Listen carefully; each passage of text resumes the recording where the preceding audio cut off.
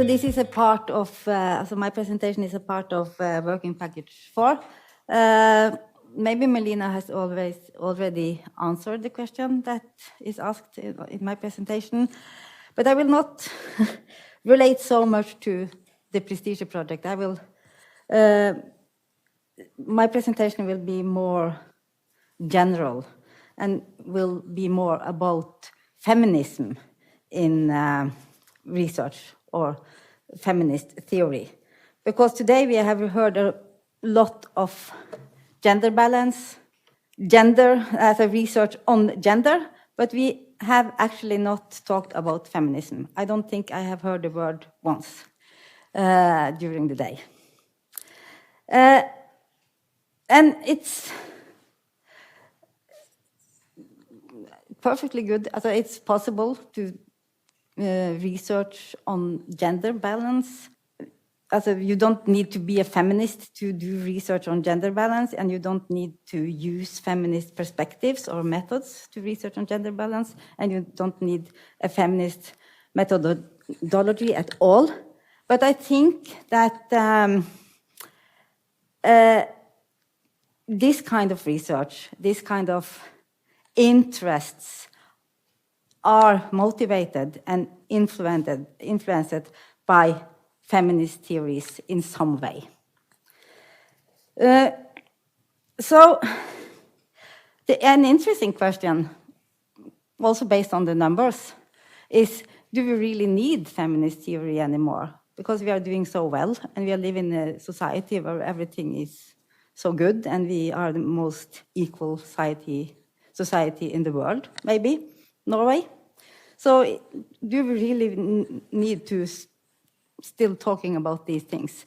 And the question is maybe a little bit rhetorically, because my answer is yes. I will look forward, but I will also look back and say something about what feminist research has done. And then I will ask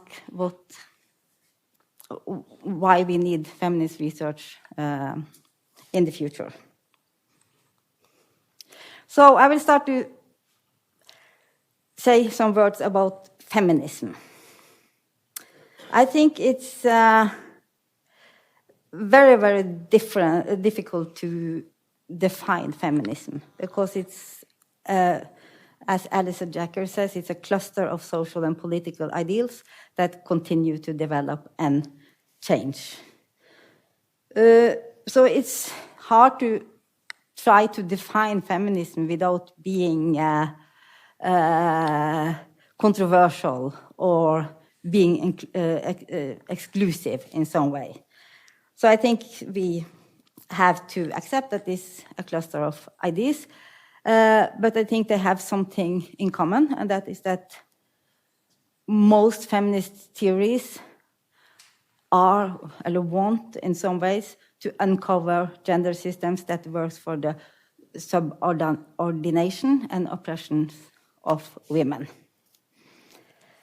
And that's Sheila Ben Habib's definition. So, as I said, I will not try to give a more precise definition than that. But I think we can start with looking back. When we are talking, I guess many of you have read introductions books about feminism or feminist theories, and the standard story is to define feminism as a political movement categorized in waves. So we have the first wave, the liberal feminism, the early feminism from the 18th century, 17th century, Mary Wollstonecraft, for instance, who claimed equal civil rights for men and women. So the first, and this is very simply and very, this is not the whole story, but the first feminists claimed equal rights for men and women, and it was about the right to vote, the right to have property and the right to education. But these first feminism, they also challenged ideas that men was naturally superior to women. So it was also there a critic of gender and gender differences and gender roles as something natural. And the second wave feminism, more radical feminism from the 1960s, 70s and forward, was much about, they were much radical in their critique of the society. They criticized the society as a patriarchy, which was supported by the capitalist market, and it was very inspired by Marxism, for instance. And then we have the third wave, so focused on differences. Also, we can call it the feminist of differences.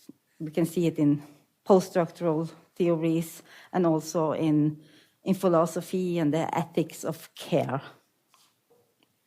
This kind of feminism is focusing on the difference among women and differences between men and women and differences actually make a difference, because there are maybe some differences between the gender that makes a difference. And the problem is that the women's skills and capacities or way of reasoning is not accepted as good as men's. So is there a fourth wave? Maybe. I am not supposed to. I guess so, but it's an open question right now. And what has feminism done in science? And I think also we see different contributions in according to these different waves. So I think feminism, feminist theory, feminist philosophy has made women's contribution more visible, for instance, in history, literature, and philosophy. And we had a lecture by Fredrik Nielsen yesterday who was talking about women in the history of philosophy.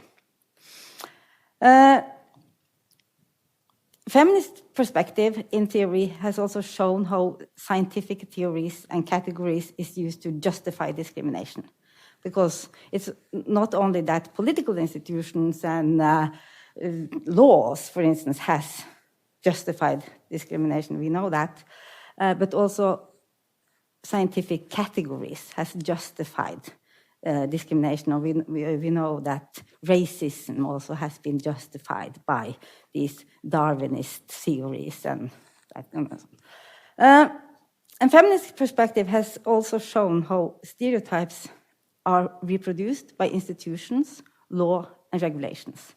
And there's been a lot of feminist theory in sociology, political science, law, that has shown how the laws itself can reproduce discrimination. For instance, the law as a marriage law that regulates marriage, family laws, etc., etc. And feminist perspective has shown how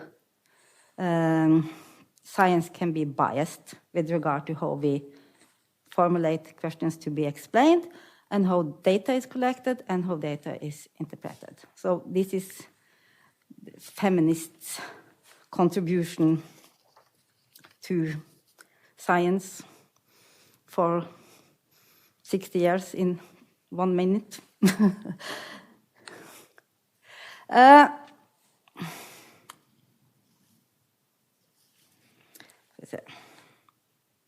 I mean, just also when we're talking about how science can be biased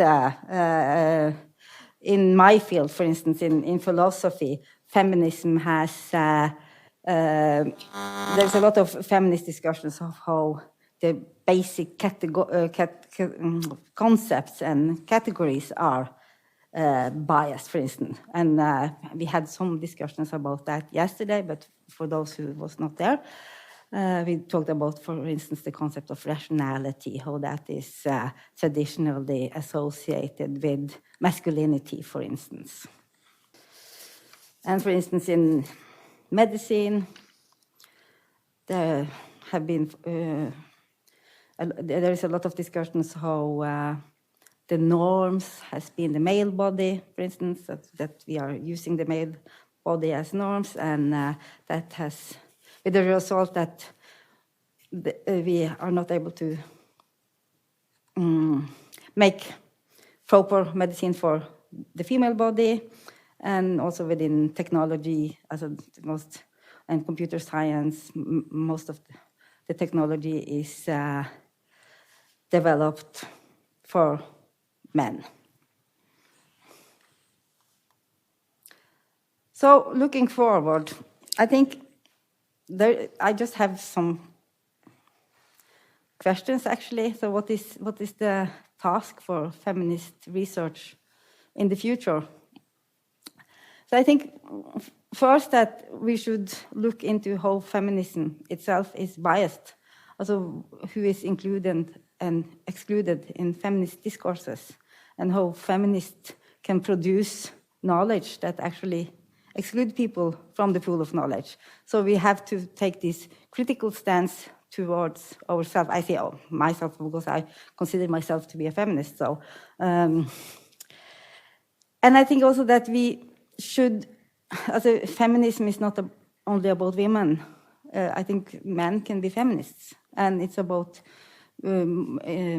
equality and diversity in a broader sense, and it's about all genders in a way. And I think, as Melina was talking about the structural injustice, I think that we feminists should continue to analyze how social structured power works and for whom they are working. And there is concept as epistemic injustice and micro inequity that I think is still important for feminism to work with. So do we need feminist perspective in science today? Yes, I think so. And I think we need it for the research community,